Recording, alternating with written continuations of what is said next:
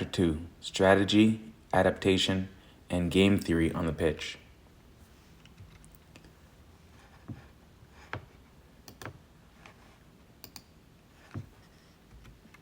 Soccer isn't just a random free-for-all. It's also a strategic game of cat and mouse. Coaches and players are constantly adapting to the circumstances, trying to maximize their chances, much like the high-stakes poker players managing odds and reading the table.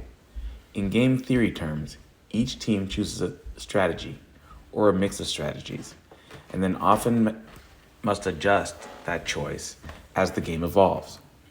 The payoff is the match result. 3 points for a win, 1 for a draw, nothing for a loss in league play. And every decision is made with that payoff in mind, under conditions of uncertainty. One aspect of this, adaptive play. One aspect of this is adaptive play based on game state.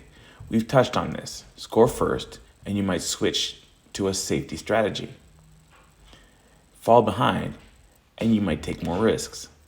It's essentially an in-game strategic shift. A clear example is the last 15 minutes of a match when the score is 1-0. The trailing side will frequently throw caution to the wind, maybe substitute an extra striker, pump long balls into the box, push fullbacks forward, because the cost of not equalizing a loss outweighs the risk of conceding a second goal, which is no worse than a 1-0 loss. The leading side, on the other hand, often brings on defensive-minded substitutes, wastes time, and retreats into a defensive shell. This is a classic game theoretic response. Each side adjusts given the new payoff structure. For one, a draw now feels like a win.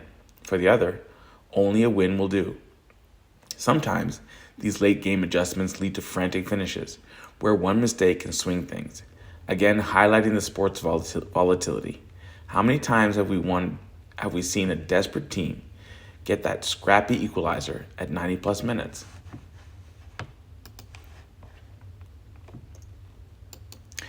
Or alternatively, the pressing team gets caught and the leader scores on a counter to seal the game 2-0. Both outcomes stem from rational tactical gambits colliding with the unpredictable nature of play. Another aspect is preparing for one opponent's known tendencies, essentially a pre-game strategic mix. If you always play the same way, a clever opponent will plan to exploit it. Thus, good coaches introduce wrinkles and mixed strategies. For instance, a usually defensive team might decide to press high in the first 15 minutes of a particular match, hoping to surprise the opponent, grab a lead, and then revert to type. This is akin to a poker player bluffing, even though they typically play conservatively. It keeps the opponent honest. Likewise, an attacking team might decide that in an especially tough away game, they will sit back a bit more than usual, luring the home side forward, and then hitting them on the break. These deviations are conscious gambles. They trade off some of the team's unusual strengths to capitalize on an opponent's specific weakness or expectation. In theory, game theory says an optimal strategy often involves some randomness or unpredictability, mixed strategy equilibrium, to avoid being too predictable. Soccer coaches might not phrase it in those terms, but intuitively they understand the need to sometimes park the bus, sometimes press, sometimes focus on wing play, other times go through the middle, depending on the situation. We can also talk about payoff structures in a broader sense. What are the team's goals for the season? How do they approach each match as a result? A relegation-threatened club might treat an away draw at a top team as a great result. Payoff of 1 point is valuable, so they will play very cautiously for that draw. The title-chasing club in the same match considers a draw 2 points dropped, so they will push hard to win, even if it risks losing. This dynamic often explains why the same game can mean so much more to one side than the other, influencing their strategies. It's a strategic choice influenced by the risk-reward calculus. In game theory language, one team is content with a smaller payoff, a draw, so they choose a safe strategy. The other seeks the higher payoff, a win, so they choose a more aggressive strategy. Both are rational given their situations. Ultimately, understanding soccer's randomness and strategic interplay isn't about removing the unpredictability, that's impossible, but about making informed decisions within it. The savvy teams and players accept that chance will always be a factor. The ball can take a weird bounce, the referee might miss a foul, a striker might have a once in a lifetime 30-yard strike. What they do is try to shift the odds ever so slightly in their favor. They practice set plays to exploit chaos in the box. They drill their defensive shape to withstand pressure. They study opponents to find patterns. They use substitutions and tactics to influence the ebb and flow of luck in a match. In short, while they know soccer is a random game, they also know it's not purely random. It's more like a weighted coin toss. And through strategy, they aim to load the coin. This mindset, as we'll explore further in this book, is the essence of the art of winning a random game, combining analytics, tactics, and psychology to thrive amid uncertainty. In the chapters ahead, we will dive deeper into how teams can improve their odds, the metrics and models that help decode performance, and real stories of coaches and players who master the balance between skill and luck. But it all starts with embracing the truth we've outlined here. Soccer's unpredictability is both its greatest challenge and its greatest charm. Understanding why soccer is a random game is the first step towards learning how to win it. After all, if you acknowledge the role of chance, you can begin to plan for it, and maybe even use it to your advantage. The illusion of control. In a low-scoring game like soccer, we often want to believe that outcomes are the product of skill, planning, and precision. Coaches draw up systems, players drill sequences, analysts construct models. But underneath it all lies a truth that even the best struggle to accept. Much of what happens is out of their control. The illusion of control is strongest in the moments when margins are smallest, and in soccer, the margins are always small. The expected goals model, which assigns a probability to each shot based on location, angle, type of assist, and even defensive pressure, is a window into this chaos. A shot from the penalty spot might have an XG of 0.79, an excellent chance. But that still means that 21% of the time, it doesn't go in. And a speculative volley from 30 yards might have an XG of 0.02, yet sometimes that's the one that curls in off the bar. These are random events within a probabilistic framework. Over time, the law of large numbers even things out. But in a single match, or even across a 10-game stretch, the variance is staggering. This is why game theory becomes indispensable. When the outcome is subject to chaotic fluctuations, the strategic goal isn't to impose a rigid plan to shape probabilities. This is what Leicester City did during their improbable 2015-2016 title run. Statistically, they overperformed both their XG and XGA, expected goals against, across the season. They were good, yes, but they were also lucky, and they adapted to the luck. After taking the lead, their profile changed. They became more defensive, more compact, and more difficult to break down. Their lead often secured a single opportunistic goal and became a fortress. This brings us to the nonlinearity of goals in soccer. The Pythagorean expectation model shows us that goals scored and allowed aren't simply additive, they are exponential. One goal can increase your win probability by as much as 31%. And who scores that goal is often a product of a random bounce, a mistake, or a misjudged cross. When you add in the fact that the XG itself can swing plus or minus 30% depending on contextual factors, the illusion of control becomes even more pronounced. The reality is that coaches and players operate within a probabilistic world. They can shift the odds, but never control them outright. This is why many elite teams now focus not on playing the best football, but on reducing volatility. Teams like Manchester City seek to dominate possession, press high, and shoot often. Not because any of those shots is guaranteed to go in, but because more shots equals more chances for probability to manifest. They're manipulating volume to smooth out randomness. At the opposite end, underdog teams manipulate variance in a different way. A team like Burnley, in their Premier League seasons, would shrink the sample size. Fewer total events, fewer chances, fewer possessions.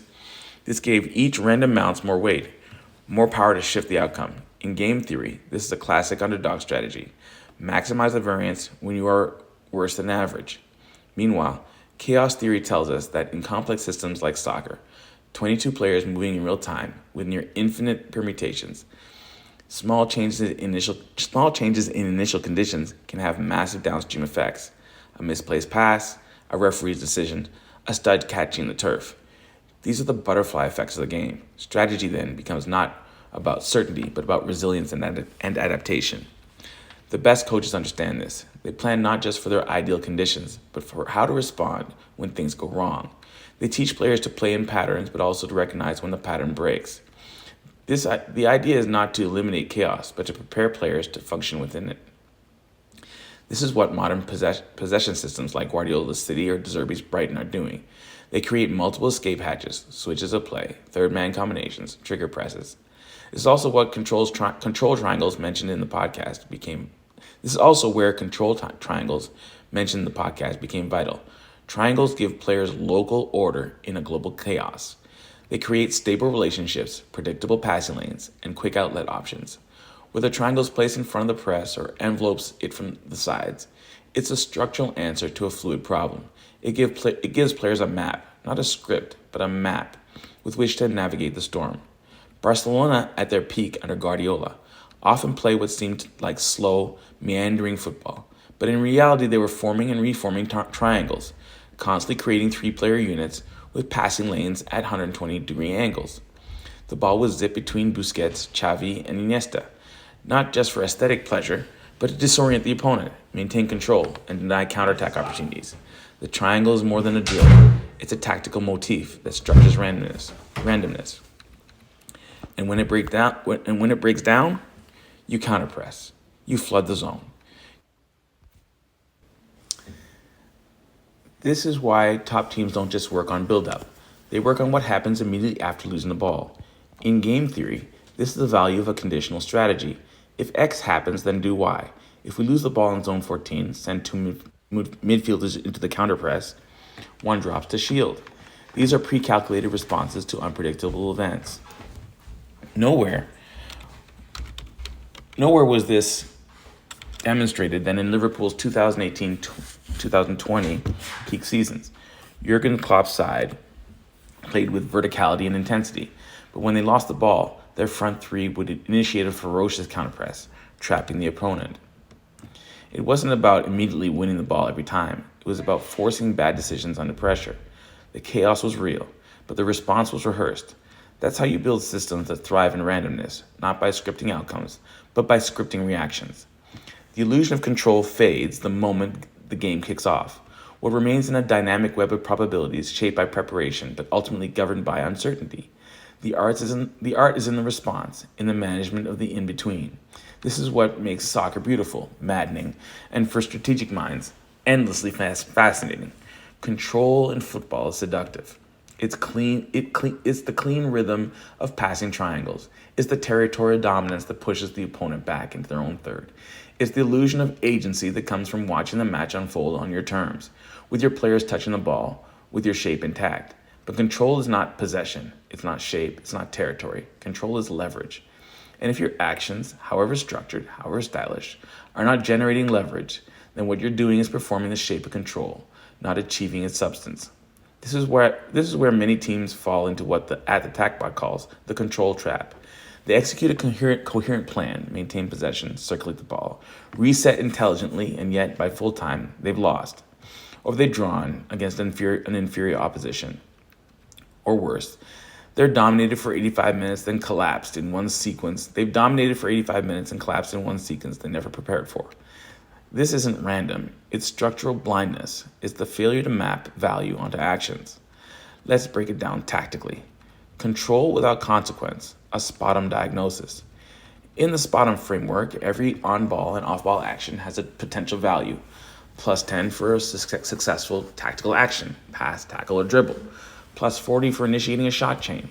Minus 80 for turnovers that lead directly to shots against. Neutral for actions that reset structure but generate no new pressure. Now imagine a team with 68% possession, 600 passes, and an average field position 15 meters inside the opponent's half. The stats suggest control. But under the spot-on analysis, their shot chain conversions is low. No packing breakthroughs, no vertical switches into danger. Their central lanes are overloaded, not with intent, but with overconcentration, meaning players are too close, spacing is closed, angles are poor. Recovery structure is absent. When they lose the ball, the immediate repress is mistimed, and their rest defense shape is soft. So they've controlled nothing. They've trapped themselves in a rhythm that feels stable until one bounce, one clearance, one transition exposes the lie. Tactical illusions as failure of conditional modeling.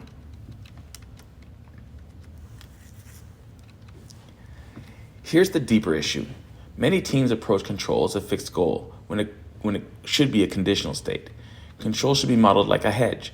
We control the game as long as we maintain spacing, discipline, delay transitions, and deny vertical compression. But most teams don't model those conditions. They build their plan around structure, not consequence. This is a form of strategic self-deception. It's not what they don't have, that they don't have a system. It's that their system lacks a decision tree.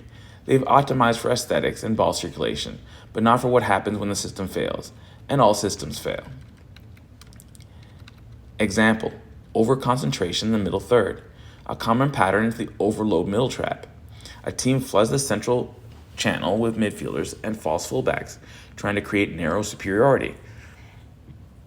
The passes are crisp, the triangles work, but there's no vertical threat. No one is making a run behind. The wide channels are unoccupied. The opposition simply compresses space and waits.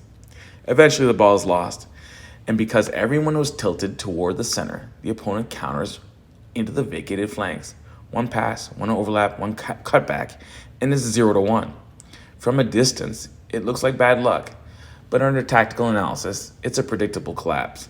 Born from failing to embed contingency branches into the game model, you didn't just fail to control the game, you misunderstood what control actually means. The TACBOT rule of control. If your actions don't create leverage or protect you when leverage flips, then what you're controlling isn't the game, it's just time. Reframing control from volume to value. Teams must start tracking possession as dominance. Possession only matters if it creates packing breakthroughs, disrupting defensive lines, conditional pressure, forcing the opponent into high-risk zones, tactical dilemmas, putting the opponent into choose-your-poison situations. This is what bottom shot chain logic becomes crucial. Because control isn't about how many passes you complete, it's about whether those passes generate compounding value. If you circulate the ball for 30 passes, then give it away with no vertical advancement, you've gained nothing. But if you play 5 risk-weighted passes, provoke a press, and unlock the wing with a third-man runner, and it leads to a shot, then you not only control the phase, you control the outcome vector of the game. Final frame. The illusion of control isn't just a tactical failing. It's a modeling failure. You're not playing the match. You're playing the idea of a match. And when the real game starts, the one with consequences, you realize it too late. You were never in control at all. In the next section, we'll explore how possession can be used not just to attack, but to defend, and how small teams with technical players can build strategies that manipulate time, space, and probability to outmaneuver physically dominant opponents. This isn't just survival. It's a blueprint for winning a random game. Modeling outcomes.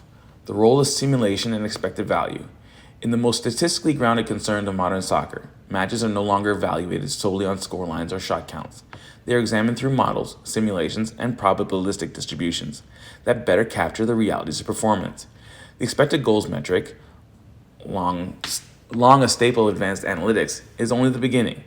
Where the next level begins is with simulation, running match scenarios thousands of times to map out the probable outcomes rather than simply describing what happened. Consider the concept of the XG simulator, a tool that aggregates all the shooting opportunities a team creates and concedes, assigns them individual XG values, and simulates the result of that match tens of thousands of times. The result isn't a final score, it's a distribution. You might discover that with your shot profile, you'd be expected to win 42% of the time, draw 28%, and lose 30%. In a real match, of course, you might lose 2-1. But that one outcome is a single point on the bell curve, not the whole story. The value of these simulations is in how they strip away the randomness of one-off events. Games. Soccer's inherent volatility, due to its low scoring and non-linear event structure, means that outcomes often diverge wildly from expectations. But over 50,000 simulated matches, the randomness is smoothed out. You see what your performance would yield over time, not just once. In Monte Carlo simulations, the process is iterative. For every run, the simulator makes probabilistic decisions. That 0.3 xg chance becomes a 35% of a goal 35% of the time, and a miss 65% of the time. Run this 1,000 times, and you get a true representation of what that particular performance should have played out across many realities. This is where analytics meets game theory, because if you're playing a strategy that has a high expected value, even if you lose today, you're still playing the right game. The short term is noise, and the long term is signal. This distinction between process and outcome is everything. Most coaches and fans are conditioned to treat result as gospel. But what if your team creates 5 chances with a 0.4 xg and fails to score, while the opponent takes one speculative 0.5 xg shot and wins? The traditional analysis might question your striker's finishing or your goalkeeper's positioning. The probabilistic lens sees a different story. You played the better hand. You lost the coin toss. A perfect illustration of this principle comes from the podcast example of the Columbus Crew. In 2008, a perfect illustration of this principle comes from the TACBOTS example of the Columbus Crew. In 2008, the Crew had a high net XG, meaning they consistently outcreated opponents in quality chances. Yet they didn't earn points their performance deserved. Analysts might say they were unlucky. Game theorists would say they were on the right strategy, but living on the wrong tail of the distribution. The next season, with essentially the same personnel and style, the Crew won the league. The performance remained stable. The randomness flipped. Their strategy hasn't changed. Their luck had. This is a powerful concept for coaches and players alike. Results are not always proof of quality. The outcome of a single game is just one sample. The outcome of 38 games begins to reflect the quality of the system. This is why clubs now track their XG differential and expected points, metrics that much better correlate with long-term success than actual goals or wins in small samples. For instance, the Leicester City 2015-2016 title run confounded models. They won many games 1-0 or 2-1, despite not dominating XG. Simulations showed that they were overperforming both offensively and defensively. Analysts predicted regression, but Leicester changed their game state tactics. They became a team that optimized this profile after going ahead, leaning into the low block, defending with minimal possession, managing games better than the models expected. That season, they bent the probabilities, but only for a while. A few seasons later, when their net XG dropped and the luck faded, they were relegated. The strategy hadn't changed as quickly as their odds. Simulations help quantify this. They show us what outcomes are expected from what shot map. Your opponent's shot map, from your shot map, your opponent's shot map, and the interaction between them. Consider a match where Team A creates 12 shots with a combined XG of 1.4, while Team B creates 4 shots worth 1.1. If you simulate that scenario 100,000 times, you might find that Team A wins 55% of the time, draws 25% of the time, and loses 20% of the time. If Team B wins the actual match, it doesn't mean that they're that much better. It means that they hit the upper tail of the distribution, a hot goalie, a lucky bounce, or a wonder goal. The best team lost, but the smartest strategy didn't. This is where simulations also aid strategic decision making. Coaches can experiment with what-if scenarios. What if we press high against this team? What if we absorb pressure and counter? By feeding different XG profiles into the simulator, they can project the impact of tactical choices over a long horizon. It becomes a planning tool, not just an analysis tool. Game theory frames this as a battle between long-run expected value and short-term volatility. Top teams try to win both, but smaller teams may choose to embrace volatility intentionally. They may pick strategies that have low expected value but high upside. A classic underdog maneuver. Think of Iceland at the Euro 2016s or Morocco at the 2022 World Cup.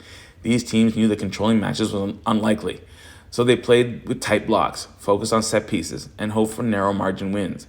Their simulated win probabilities might have been low, but their tails were fat enough to dream.